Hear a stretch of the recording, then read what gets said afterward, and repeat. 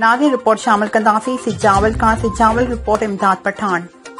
सजावल में तालीमी अमल जी बहाली ऐं उस्तादनि जे जाइज़ मुतालबनि जे लाइ मञता रैली कढी प्रेस क्लब सिजावल अॻियां एहतिजाजी मुज़ाहिरो कयो वियो।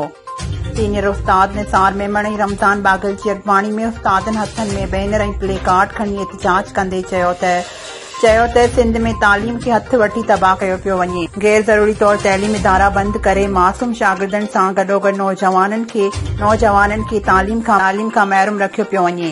हुननि चयो त केतिरा स्कूल आहिनि जिते इमारतूं नाहिनि। अक्सर स्कूलनि में उस्ताद समेत फर्नीचर ऐं ॿियनि बुनियादी सहूलियतुनि जी शदीद खोट आहे। जॾहिं त उस्तादनि जा बि केतिरा ई जाइज़ मसइला आहिनि, पर सिंध सरकार उन्हनि खे हल करण लाइ संजीदा नाहे।